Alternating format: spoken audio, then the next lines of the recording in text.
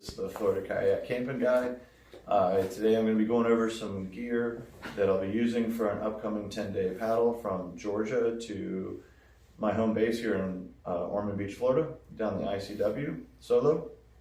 But today we're going to be going over some gear, why I've chosen it for this trip, and also some do's and don'ts. And I'm also going to give you some helpful tips in the end of the video. That's some things I've never heard anywhere else. So yeah, stay tuned. But for now, we're going to talk about gear. And we'll start off with one of the most important key items of kayaking or kayak camping. Is going to be a personal flotation device, a PFD, as many refer to them, or a life jacket. So some reasons why I've chose Astral as a company in this particular life jacket is just the comfort, first of all, and also I can move around freely inside it while I'm inside the kayak. These particular sea kayaks that I use have a pretty low backrest in them, so there's not a lot of support there on your lower back. And if you sit up like this a little bit, you can get the back of this life jacket to actually go down and give you a little extra padded support there. For long periods of time, I found that that's super helpful.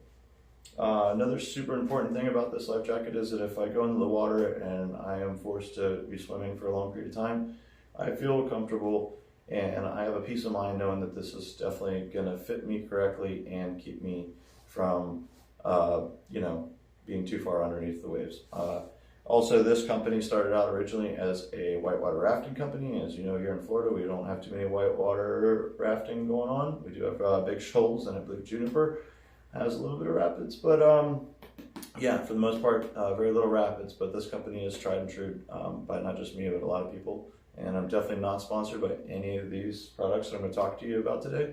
I've worked really hard for them, and I've definitely put a lot of faith in their products. Otherwise, I wouldn't be talking about them. But yeah, so back to PFDs. Another key factor about this thing is it has a pocket. Yep.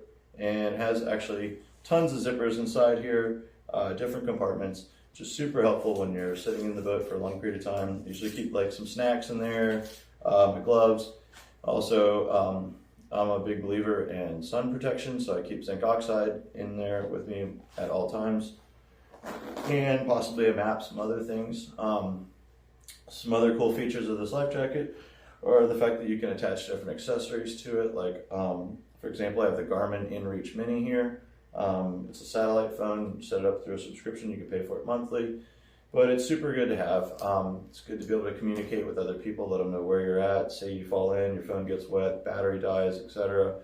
You know that you have this on you at all times to communicate with those people and let them know. For example, I always check in with my mother in the morning and the evening and let her know that I am starting, where I'm going to end, and that I made it to camp safely, and it's just a good peace of mind. And it also gives your family a peace of mind as well.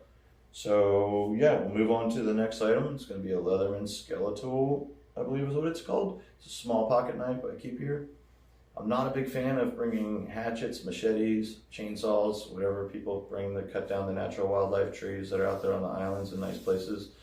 I actually don't make fires a whole lot of the time. If I do, it's usually wood that we brought in a group. But for my solo adventures like I'm going to be doing here, this 10-day trip, I probably won't make very few, if any, campfires. I usually am pretty tired from paddling all day. So when I get to camp, I set up my tent first, and then I make my food, and I usually crash pretty shortly after. I'm usually in bed by the time it gets dark. So yeah, I just basically take this pocket knife. And most of the time that I've ever needed to use this thing while I'm out there has been for opening snack bags, like beef jerky, the stubborn potato chip bag, stuff like that. It hasn't been to defend wildlife and things like that. I just don't feel like that's ever really been a threat. Matter of fact, I actually feel less safe in campgrounds with a lot of other people than I do on islands by myself. My experience, animals are slightly predictable, whereas people aren't so much, and there's always that weird guy at the campground that we all know about. So when I'm out there by myself in these little islands, I honestly feel a lot safer. Back to the PFD though, those are the items that I keep on it most of the time. I also have a whistle on the side, which is important to keep. It's another one of those items I've never had to use, but it's also suggested that you have one of those on you in your life jacket or your PFD at all times. Next item is going to be paddles. So for me, the paddle that works the best that I found is super lightweight. It's tried and true. I've paddled with actually these two paddles right here in particular. I have close to 1,000 miles in these two paddles. And this is the Warner Camino. I don't know if I'm saying it correctly, but that is how it looks like it's spelled. It's a carbon fiber paddle and shaft. It's super lightweight and super strong. When you're holding this out all day long for say 6 to 8 hours, the difference in the weight makes a big difference in the way that you feel and the strength of your paddle, in the way the blade flexes. There's a whole lot of science that goes into this that I'm not going to explain today or try to pretend like I know about, but it's tried and true. I have beat this thing on a lot of oyster beds. I've push-pulled with it to get through muck. I've dug fires. I've put fires out with it, like in the sand and things like that. Used it more or less as a shovel. Also for cat holes, if you know what those are. I've dug cat holes with this. But yeah, Warner paddles. I don't typically use a paddle leash in the intercoastal waterway. Although if I'm going out in the ocean, I do. And a paddle leash basically just attaches your paddle to your kayak. In the event that something happens and you lose it, it doesn't go far. But for me personally, I take 4 paddles, I strap 2 of them to the deck, and actually 2 of them I'm holding, and that just seems to work for me. It's good. If I lose one, if something breaks on one, basically like that old saying goes, up the creek without a paddle, it's definitely no good. All right, on to the next item. It's going to be another Astral product. So this is the Astral water shoe that they make. I really like them. They dry quickly. They have drain holes in the front and the back of the shoe, and there's like a mesh on the side that sometimes keeps like a lot of the heavy sand and things out that'll give you like blisters inside your feet. There's a fair amount of back support for the heel for your feet sitting inside a sit inside sea kayak, for example, like mine. Sometimes your heels are just sitting there on the bottom for a while and it hurts, but I found that these actually slide pretty good, and they definitely bend for getting in and out of the boat, and there's a decent amount of tread on the bottom of them for stuff that we encounter getting in and out of kayaks. Astral water shoe, definitely good. For camp, I usually wear a pair of Astral trail runners. These also dry super quickly, as with most of my gear. On these kind of trips, I definitely want stuff that's going to dry out quickly because getting wet is inevitable. But having a dry pair of shoes when you get to camp, and also a dry pair of socks, is definitely really nice to have if you've had wet feet all day or you've been in a kayak all day. And also these are going to offer more support on sometimes cactuses. You know, the kids that went out there and trashed the island the last weekend and broke beer bottles, you know, those sort of things that are unfortunate that people sometimes do. But these kind of shoes are definitely going to keep you safe. But I like Astral as a company, actually, like I said, for the life jackets, water shoes, trail runners, whatever you want to call it. We're going to move on to the next item. We're going to talk about clothing for sun protection. I just wear like a surf cap like this. It's got some ear protection on it. If it happens to get super windy out there, you don't have to worry about this thing flying away. It's good for gale force winds. I say, not that you ever want to paddle in those, but if you encounter those, you don't have to worry about your hat flying off your head. Yeah, definitely not recommended, but sometimes you get caught in the elements and things happen and you want to know that your hat's not going to fly away. Especially on like a trip where, just example, you're not going to be getting another hat for days and now you're going to get sunburned. Definitely important, and sunscreen too. So yeah, hat, sun protection. We're going to talk about clothing. So what we have here is a stack of clothing. Oh yeah. First item is going to be like just a Columbia puffy jacket. Usually keep one of these in a dry bag. Don't typically paddle with it on. Here in Florida, it doesn't typically get that cold and you get pretty warm while paddling. And I try not to keep this guy from getting wet. I do have a mediocre rain jacket here. In my experience, all rain jackets, you're still going to get wet, but they're going to keep you from kind of getting cold and slightly keep you dry depending on how hard it's raining. But here in Florida, as you know, we get some pretty heavy rain. It's pretty unpredictable. But if you have this close by, you can get to it and you can sometimes save yourself from getting completely soaked with one of these. But in my experience, if you're in a kayak and you're in the rain for an extended period of time, there's no way that you're going to stay completely dry, even with wearing the skirt. it just tends to just kind of soak down and you're going to be wet. So that's where the extra pair of clothing comes in handy. And also brings me to my next item is cotton kills. And yes, I stole that from the backpacking community, but they have a saying that cotton kills. I typically like to use merino wool, products like that. Some of these other synthetic materials they're great in my opinion, in my experience for getting wet. They dry quickly, and it's super important. For me, I use a pair of, I believe that these are Smart Wool base layer bottoms. If it's cold, definitely sleep in at night, sometimes super handy. As I said, a dry pair of socks. Darn Tough is the company that I really particularly like. They've just held up for a long time. I wear them actually every day to work in my everyday life. But yeah, Darn Tough socks are one of my favorites. Also have a buff here, neck gaiter as I call it, sun protection. You can wear it multiple ways, definitely handy to have, especially when it's super windy sometimes and it's cold. It's that kind of cold wind. One extra shirt, got the top base layer here, something else that dries quickly. And a product that I really like named Cool, I think is how you say it, or Cool.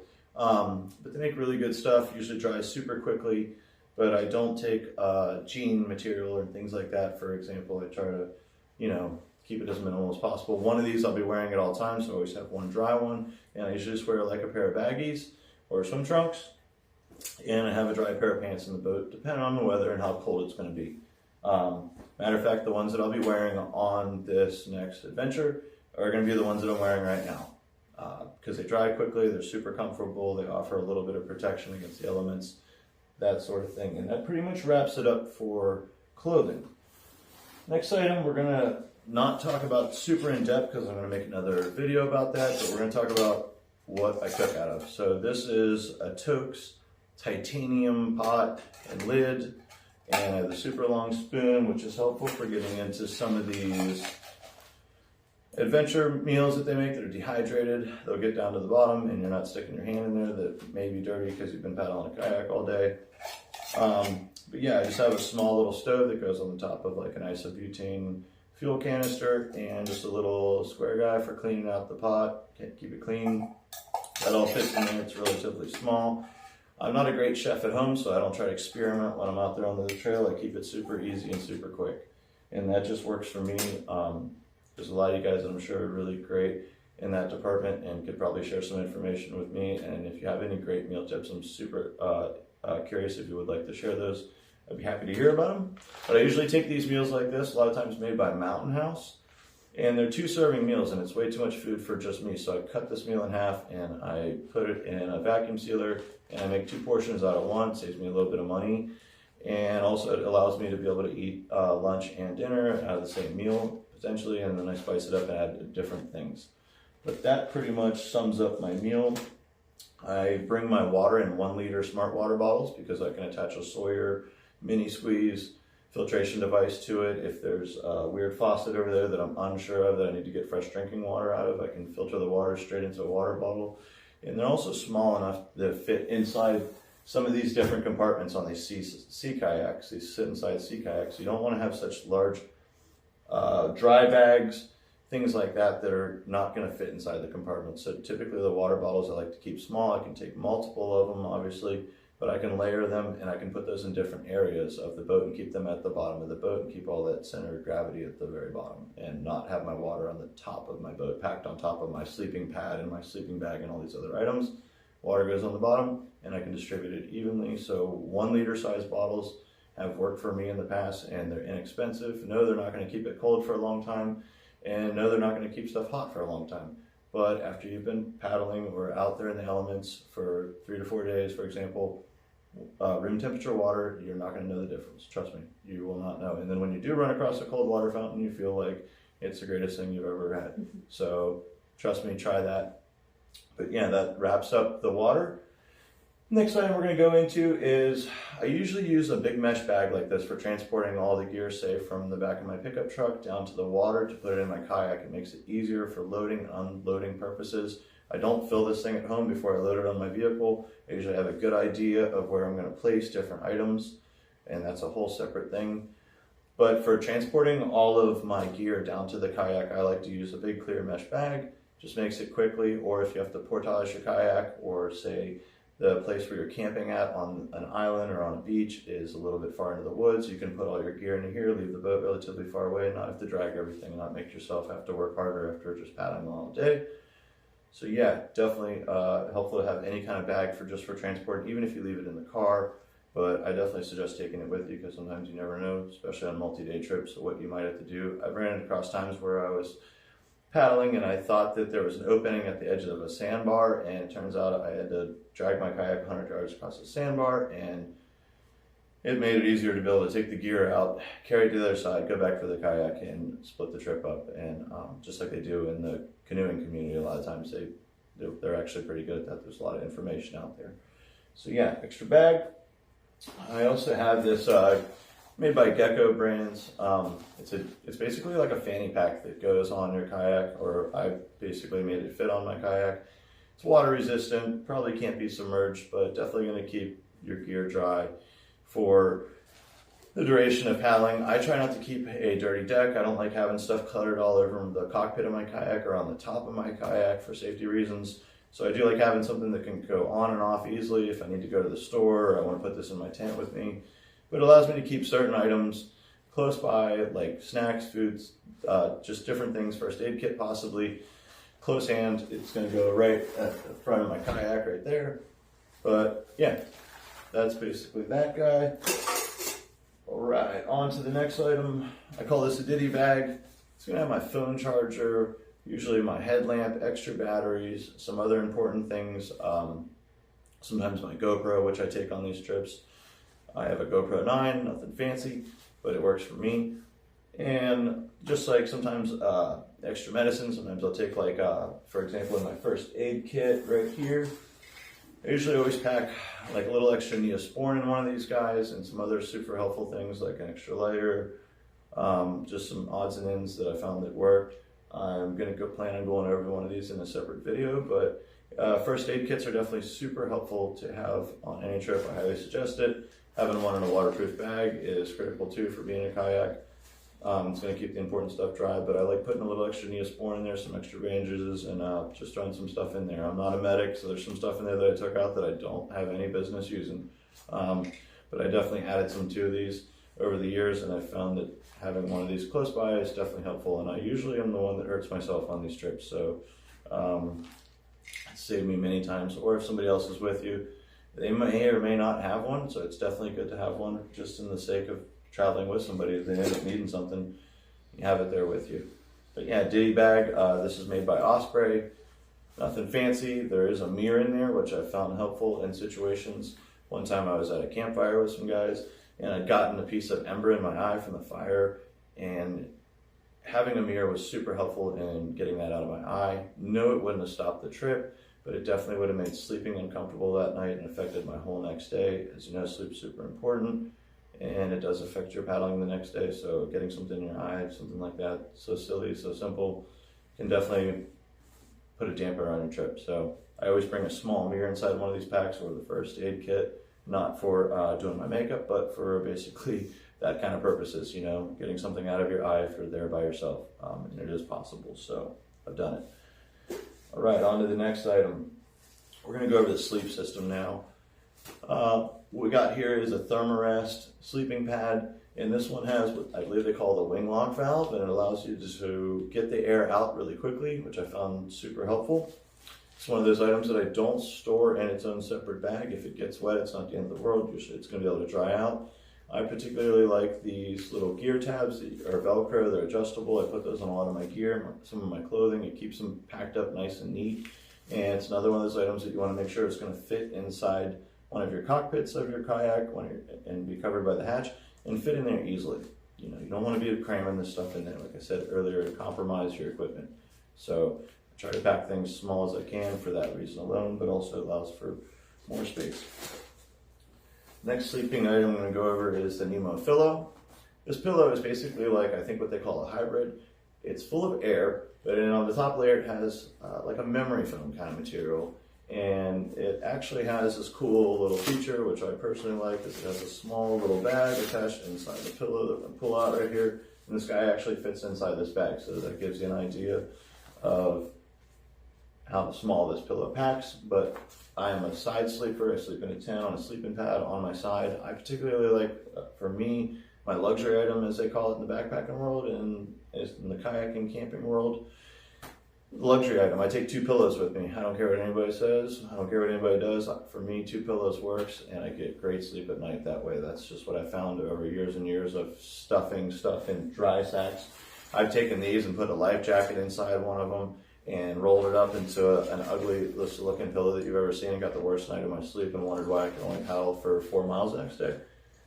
And having a good pillow seems to really be a key factor for me in that.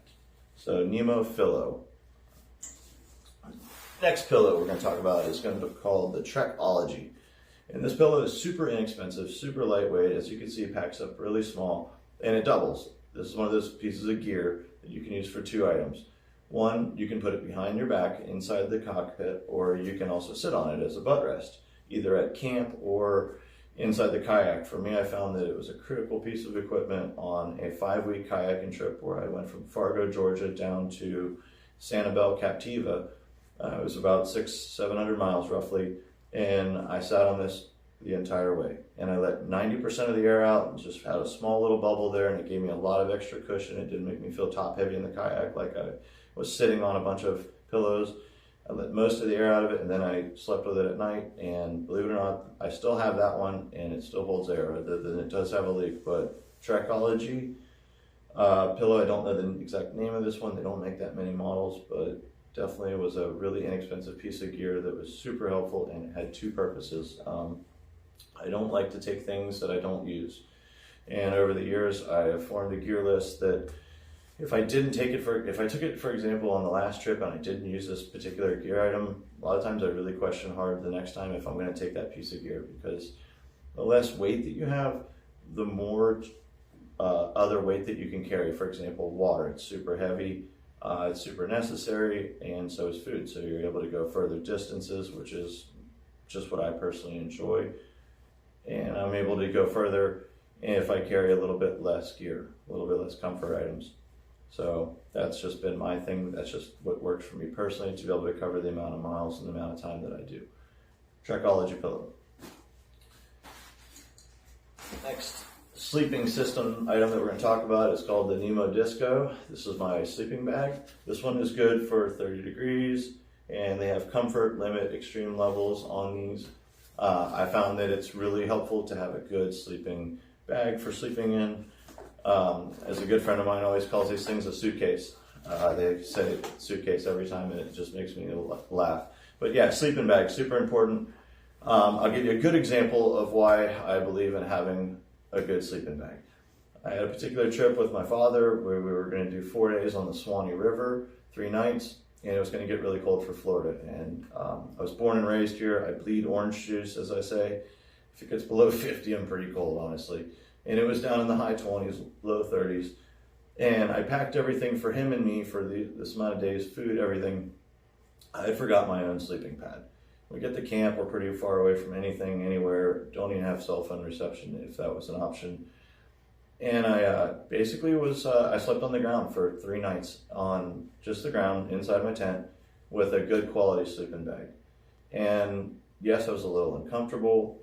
I was slightly cold, but I definitely was able to still get a decent night's sleep, tossing and turning a little bit. And I was still able to enjoy this trip with my father the next couple of days. And that was the whole deal about having that good piece of gear item. Had I had a lesser quality sleeping bag on that trip, I would have definitely been miserable and possibly unsafe. And that's definitely important to consider when you're out there by yourself or with others, is safety. So I like the Nemo Disco. I'm a side sleeper, as I said earlier, and this sucker lets you, I think they can call it like a spoon, but it actually is wider in the midsection, so you can kind of move around a little bit easier. But I found for me personally, being a side sleeper and sleeping on the ground, being a ground dweller, as they call them in tents, that the Nemo Disco was the best sleeping bag that I have tried out, and I've had a few. And like I said earlier, definitely not sponsored by Nemo, but Nemo is another one of those companies you're going to hear me talk about a lot. On to the next. We've got the Nemo Hornet Elite Tent. This guy weighs, I believe, about 1 pound to possibly 2 pounds with the footprint and everything, tent poles and tent stakes included. It's a 1-person tent. It's very small inside. Definitely not enough room for your dog. Very much, you don't have a lot of room for gear and things like that. But like I said earlier, for just sleeping, this tent sets up really quickly. Takes up a small space. Sometimes on some of these islands that I camp on and some of these beaches, there's not a lot of room for a tent to be set up. Or there's just very little clean spots where there's not a lot of, for example, oysters and things like that are definitely going to cut a hole in the bottom of your tent. And that's why it's super important to have the footprint. In my opinion, even if it's a little extra weight, the footprint will save your tent in the long haul. Also, a Nemo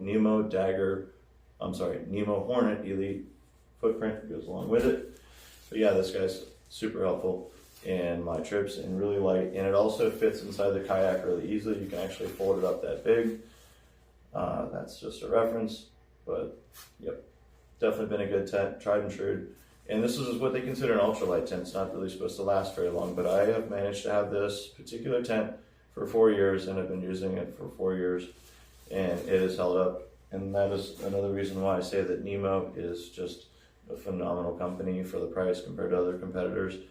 Their stuff really holds up. Dry bags. I found that the dry bags with the clear plastic in it is game changer when you're looking for gear at the bottom of the bag, or possibly food in the middle of the night. If you're me, you get up and you're hungry and you can't get the stuff, and having a window on the side helps you be able to find your Snickers bars, Reese's, whatever it may be. And I also like to, particular thing about these dry bags in particular, these are just the Sea to Summit, pick whatever you want, but I like them to be flexible. I don't like the super hard plastic. I found when it gets really cold out and you bend that hard plastic that it definitely has the potential to crack and leak. And if you're relying on this dry bag to keep important stuff dry, like possibly your sleeping bag, other important things like that, clothing and electronics, the flexible dry bags are definitely a game changer, and they just hold up better. And that's just in my personal experience, but I like them when I can get them with the windows so I can find my Snickers. All right. Next item, Helinox camp chair. This thing weighs about 1 pound. It's actually the chair that I'm sitting in here. I own 2 of them. Very comfortable, sits low to the ground, but it's nice to have when you're cooking, sitting at camp around the fire possibly. Sometimes I take them to the beach. I use it for a lot of different things. I've set it up in my garage as I'm doing right now, but it's called the Helinox Aero, and that has been a good chair. I've used it. As you can see, this bag's pretty trashed. This chair has been with me on a lot of trips, and it's going to go with me on this one too. These are the tent stakes for the Nemo tent. And next item, important, I'm going to talk about TP. I have tried to save weight before and not take a full roll, and you just don't want to do that. You always want to take plenty of TP. Sometimes the people that are with you, if you are traveling in groups, forget to bring the TP. Just don't do it. It's pretty much pretty important in my opinion, so I'm going to include it in this gear list. Sometimes people don't talk about these kind of things, and I like to bring these kind of things up. But yes, definitely good to bring these, or something of your choice that works really good. I know some people that really like the disposable wipes and things like that, but definitely for me, bringing something like this, making sure that you include it when you're doing packing in the weeks prior to your trip is important to set out, have a game plan. All right, I think that pretty much covers a good bit of the gear, if not everything that I will be taking on this trip, other than the food. So, as I promised earlier, what we're going to be talking about, something that nobody told me about when I started kayaking. And I found out, probably as many others have, possibly, and they're just not letting me know in on the secret, but when you need to use the bathroom and you're in your kayak and you've been in there for a long period of time, and for example, there's nothing but marshland, there's potentially alligators or something in the water that you're not able to get in and out of the boat safely, or there's possibly just a lot going on, you're not able to get in and out of the boat, you need to use the bathroom. If you were a male, if you're a guy, this is what I found to work the best for me personally, is just having a cup in the kayak designated only for this purpose and have it accessible, and it is just a game changer. I don't really need to go too much into detail, I don't think, but it's pretty easy to do that and rinse it out and put it back and have it in a safe spot. And it also works if it's really cold and you're in your tent at night by yourself and you have to use the bathroom and you don't necessarily want to get all the way to your tent because it's so warm. You can take this in your tent and use it, and it definitely will help. And for the ladies, they make what I call a woman funnel, and it's basically a funnel that goes down there, and you can put it into something like a Gatorade bottle, whatever you choose, and it allows you to be able to use the bathroom. And I don't know, because I've never used one, if it's messy or not, but it's definitely, from what I've heard, it's definitely doable, and it's a game changer. And if you're in a setting where there's just very little privacy and things like that, you can definitely get close to the bushes, I've heard, and use this woman funnel, as I'm referring to it as. I don't know the exact name. They are out there on Amazon, for example. I have seen them. They are real, but it's for basically for women to use the bathroom and do it kind of discreetly, and stick your life jacket out, do whatever you got to do to kind of cover yourself. But it's definitely something that nobody has ever talked about. Like, I've never seen it on any of the videos that I've watched. I've done a lot of research. I enjoy watching other people's kayaking videos and reviews on stuff. And nobody has ever talked about having a pee cup or a pee funnel in their kayak with them. But for me, I found on long distances, for example, one time I crossed Tampa Bay, and it was a 7-mile crossing in very bad conditions. And having something like this was super helpful, because the other option was just peeing in the kayak, and I didn't really want to do that. Although there was plenty of salt water in there already, I don't think it would have made a difference. But having something like this handy and not worrying about it while you're out there in the elements by yourself is definitely something that I think should be talked about. And maybe some other people have some super helpful information.